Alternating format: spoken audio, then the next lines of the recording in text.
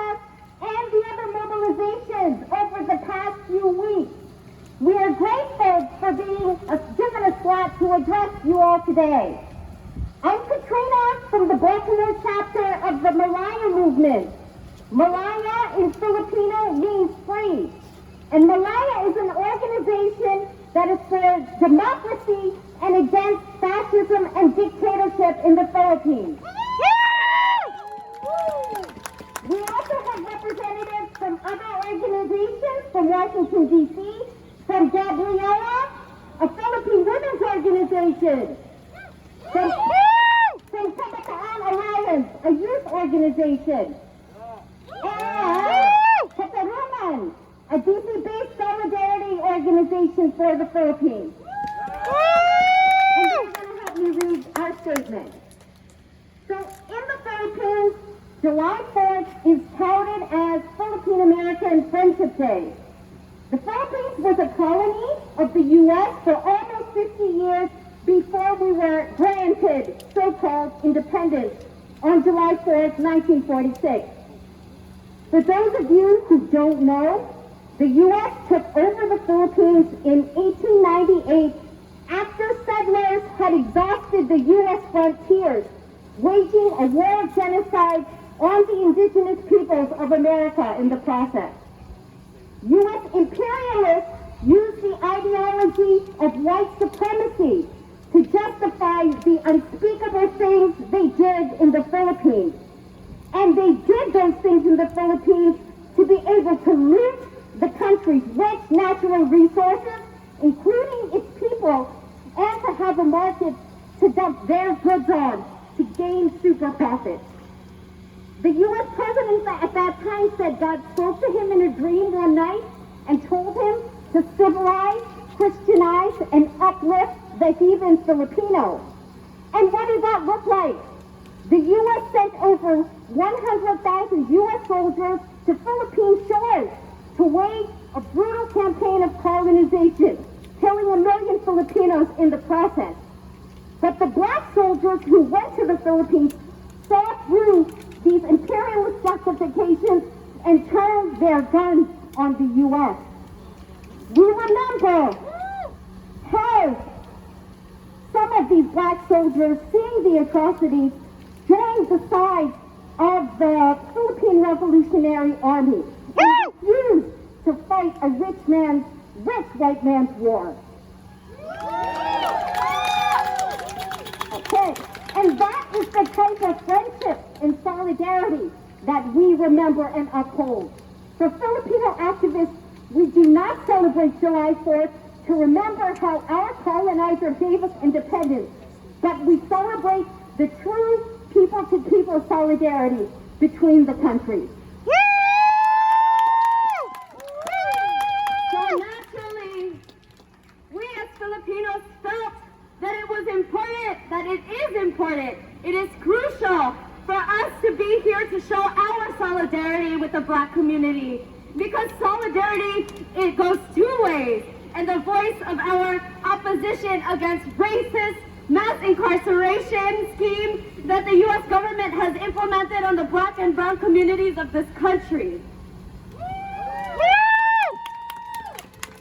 We support the right of all oppressed people to self-determination, just like how the African American soldiers supported our great-grandparents' fight for self-determination and liberation. So when we say Filipinos for Black Power, that is what we mean. We mean the right of the black and brown communities to self-determination. We mean the need for black people to have power over racist institutions like the U.S. and the BPD and prisons. I want to share a chant that I learned earlier this week from our comrades in the Pan-African Community Action, or PACA. When I say community control, you say over the police. Community control! Over the police! Community control! Over the police! Community control! Over the police! Because that's what's up. Our comrades shared the reason why we fought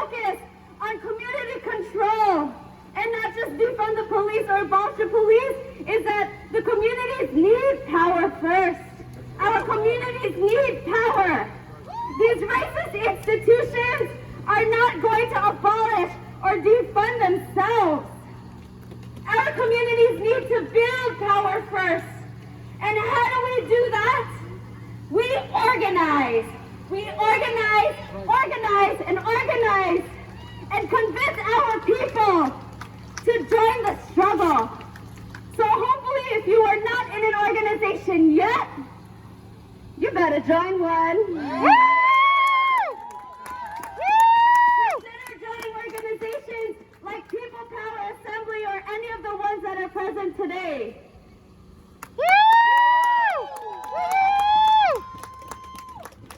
Hey, first off, thank you to the black community and the PPA for allowing us this space to also raise our voices here today as Filipinos and Filipinos in the Philippines. All right.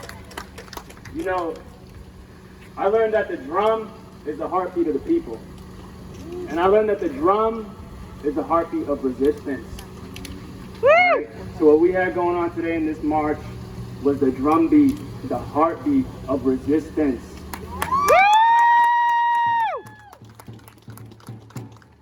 We are also out here today to seek your solidarity with the Filipino community. I don't know if you know, but the U.S. puppet dictator, Duterte, the Philippine president in Duterte, is leading a drug war in the Philippines, which we know from our own history as America is really just a war on the poor. Yeah, speak it! It has already killed around 30,000 innocent lives. It is a war that Trump, his bedfellow fascist, has said he wished he could implement here in the U.S. Man, Trump, self-centered Trump, doesn't know his own history. That war has already been implemented here in the U.S.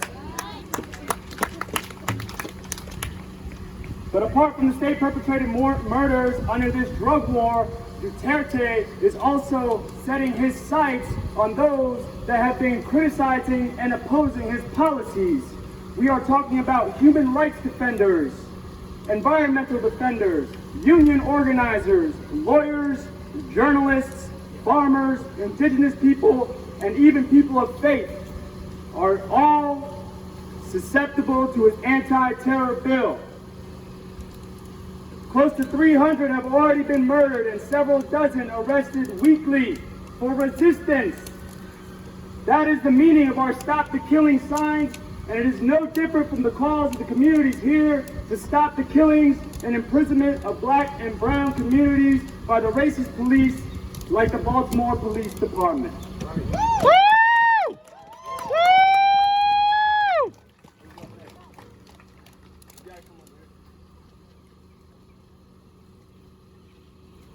So it is clear that Duterte wants to silence dissent and criticism. He doesn't want to address the real issues that are confronting the people. Just like Trump, who would rather protect the status of dead racist traitors rather than to confront and dismantle systemic racism in the United States.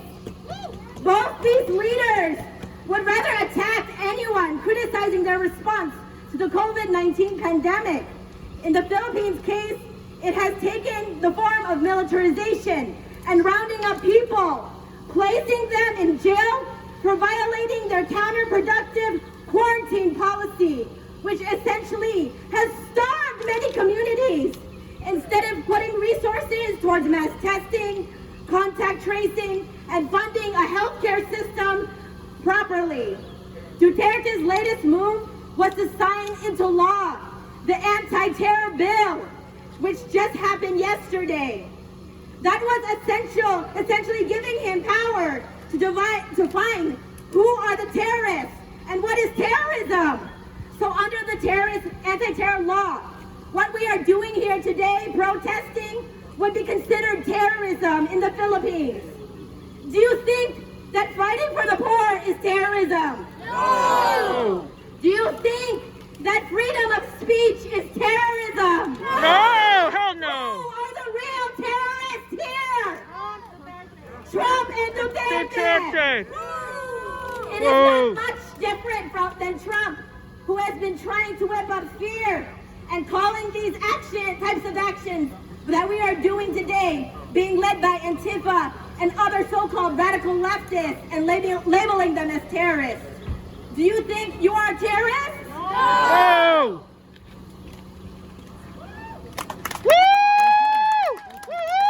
And so we are already seeing how this new anti-terror law will play out. Duterte has already arrested 11 protesters, which includes 3 minors who staged a rally to condemn the anti-terror law. So again, we stand here today to show our solidarity, to make the connections between all our struggles, and the Filipino community is asking for your solidarity and support to oppose the anti-terror law, just as we continue to educate, organize, and mobilize our community here to support Black power and Black liberation. We've got some people with flyers around here. Raise your hand if you got the flyer about the anti-terror law. Woo! I'm going to teach you a chant from the Philippines. I want you to say a word with me. Ibaksang! Ibaksak! Ibaksak! Ibaksak! That means down with it. So I'm going to say imperialism! Ibaksak! White supremacy! Ibaksak! Imperialism! Ibaksak! White supremacy! Ibaksak! Thank you.